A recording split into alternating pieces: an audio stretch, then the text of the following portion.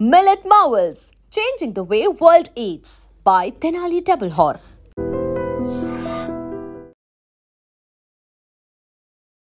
నాగర్ కర్నూల్లో మరోసారి గుప్త నిధులకు సంబంధించిన ఒక ఘటన వెలుగులోకి వచ్చింది.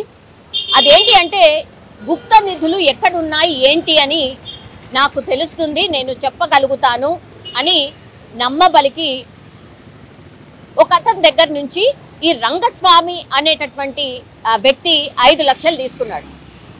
గుప్త నిధులు అక్కడున్నాయి ఇక్కడున్నాయి, నేను వెతికి చెప్తాను, నాకు తెలుసు, గతంలో కూడా నేను చాలా సందర్భాల్లో చాలా మందికి చెప్పాను, అక్కడికి వెళ్ళి వెతికితే గుప్త నిధులు దొరికాయి, వాళ్ళు ఇప్పుడు ఆ పొజిషన్లో ఉన్నారు ఈ పొజిషన్లో ఉన్నారు అని ఈ రంగస్వామి అనే వ్యక్తి నమ్మబలకడం, 5 లక్షలు అడ్వాన్స్గా తీసుకోవడం, తీసుకున్న తర్వాత ఇప్పుడు ఎవరైతే గుప్త నిధులు ఎక్కడున్నాయి చెప్తాడు అని డబ్బులు ఎవరైతే ఇచ్చాడో ఆయన మీద, రంగస్వామి మీద ఒత్తిడి తేవడం స్టార్ట్ చేశాడు.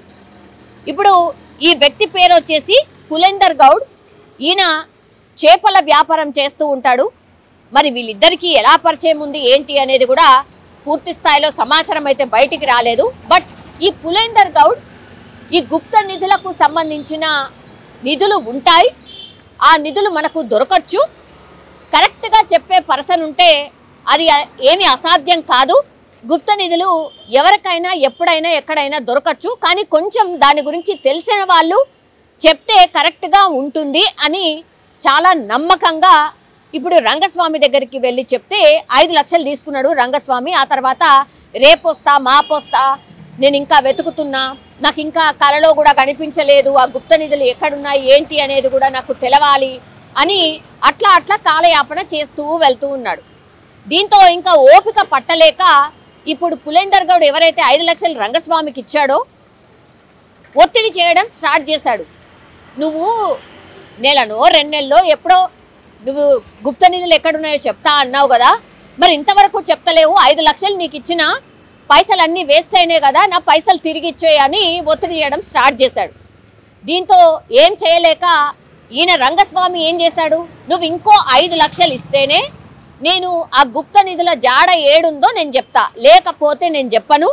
చెప్పకపోగా పులేందర్ గౌడ్కి బెదిరించాడు రంగస్వామి. ఏమని అంటే, ఓ స్వామీజీకి నేను చెప్పి ఆ గుప్త నిధులు ఎక్కడైతే ఆ చోటు ఉందో వాటన్నిటినీ కూడా భస్మం చేయిస్తా అనేటువంటి మాట చెప్పిండు.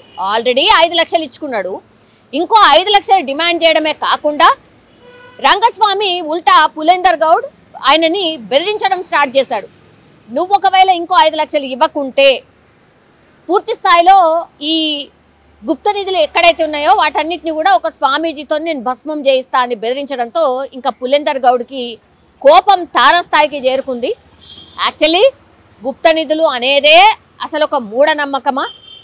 అసలు అట్లాంటివి తెలిస్తే ఆయన్నే వెళ్ళి తవ్వుకొని తీసుకుంటాడు కదా. ఇంకా వేరే నమ్మకాలు కూడా ఉన్నాయి. ఈ గుప్త నిధులు ఒకవేళ తీసేటప్పుడు ఆ తీసిన వ్యక్తి చచ్చిపోతాడనో, లేకపోతే ఆ కుటుంబం ఇంకేదో అవుతుందనో, ఇట్లాంటివి కూడా చాలా ఉన్నాయి. అందుకని గుప్త నిధులు ఉన్నాయని చాలామంది నమ్ముతారు, కానీ వాళ్ళు వెళ్ళి వెలికి తీయరు.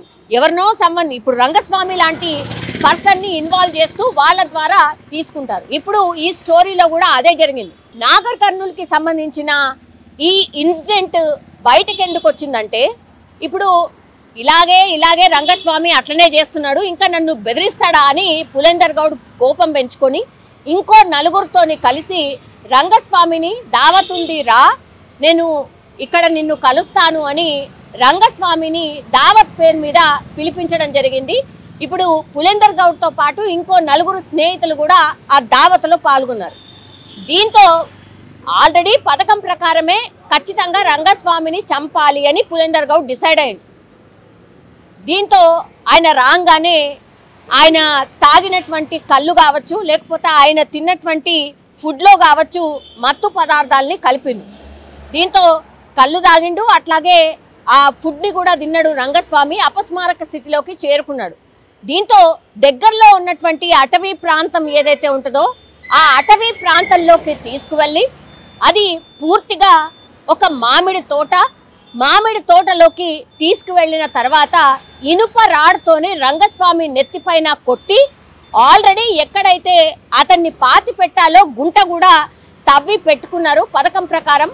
ఈ నలుగురు ప్లస్ పులేందర్ గౌడ్ వీళ్ళందరూ తీసుకెళ్లి ఈ రంగస్వామిని పూర్తి స్థాయిలో తల మీద కొట్టిన తర్వాత రాడ్ తోని ఆ తర్వాత ఆ గుంటలో వేసేసి కప్పి పెట్టేసినటువంటి సిచ్యువేషన్ అయితే కనిపించింది. ఇది ఏ రోజు జరిగిందంటే జూలై 29వ తారీఖున ఇన్సిడెంట్ జరిగింది.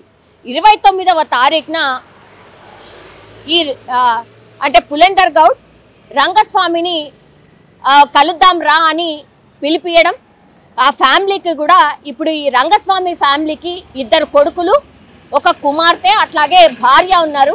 వాళ్ళ ఫ్యామిలీకి ఇప్పుడే వస్తా అని చెప్పి వెళ్ళినటువంటి వ్యక్తి ఇప్పటి వరకు అంటే నిన్నటి వరకు కూడా రానటువంటి సిచ్యువేషన్. దీంతో 3-4 రోజులు తెలిసిన వాళ్ళ దగ్గర రంగస్వామి కుటుంబ సభ్యులందరూ కూడా ఫోన్ చేయడం, వెతకడం ఇదంతా కూడా చేసిండ్రు. అయినా సరే దొరకకపోవడంతో మొన్న ఆగస్టు 3వ తారీఖున పోలీస్ స్టేషన్లో ఫిర్యాదు చేసిండ్రు.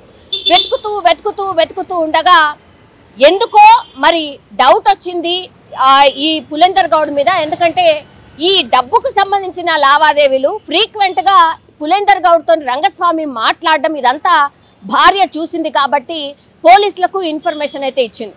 దీంతో పులేందర్ గౌడ్ని పిలిపించి మాట్లాడినప్పుడు పోలీసులు తమదైన స్టైల్లో విచారణ చేసినప్పుడు అసలు విషయాన్ని ఒప్పుకున్నాడు పులేందర్ గౌడ్. అట్లాగే 4 నిందితులను కూడా ప్రస్తుతం అదుపులోకి తీసుకొని ప్రశ్నించినప్పుడు ఎక్కడ ఏం చేశావు అని అడిగినప్పుడు ఎక్కడైతే ఈ మామిడి తోట దగ్గరలో ఉన్నటువంటి మామిడి తోట ఎక్కడైతే ఉందో అక్కడికి వెళ్ళి హత్య ఎలా జరిగింది, ఎప్పుడు జరిగింది, ఏ రోజు జరిగింది అనేది పూర్తి స్థాయిలో ఇన్ఫర్మేషన్ ఇవ్వడంతో అక్కడికి వెళ్ళి చూసేసరికి ఇప్పుడు రంగస్వామి డెడ్ బాడీ దొరికినటువంటి సిచ్యువేషన్.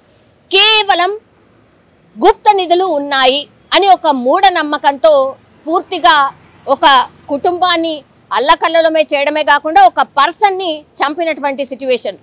సో గుప్త నిధుల వేట మరోసారి ఒక నిండు ప్రాణాన్ని బలి తీసుకుంది అనుకోవచ్చు. అట్లాగే రంగస్వామిది తప్పు లేదా అంటే మరి రంగస్వామిది కూడా తప్పే, అంటే హత్యకు గావించబడ్డ వ్యక్తిది కూడా తప్పే. బికాస్ అసలు గుప్త నిధులు ఉన్నాయని రంగస్వామి ఎట్లా చెప్పగలుగుతాడు, పులేందర్ గౌడ్ అసలు ఎట్లా పైసలు ఇచ్చి ఎట్లా నమ్ముతాడు? సో ఇద్దరిది తప్పే. సో పూర్తి స్థాయిలో ఈ కేసు విచారణ చేపట్టినటువంటి పోలీసులు అయితే ప్రాథమికంగా కొన్ని ఆధారాలు సేకరించారు అండ్ ఇప్పుడు రంగస్వామి డెడ్ బాడీని అయితే తీయగలిగారు. కానీ ఈ కేసులో మరి న్యాయం ఏంటి, ఎవరికి అన్యాయం జరిగింది అనేది కేసు విచారణ పూర్తి స్థాయిలో జరిగిన తర్వాత పోలీసులు అయితే తేల్చే పరిస్థితి అయితే కనిపిస్తోంది. నిజంగా ప్రస్తుతం ఉన్నటువంటి సమాజం దేనికి ప్రయారిటీ ఇస్తుంది?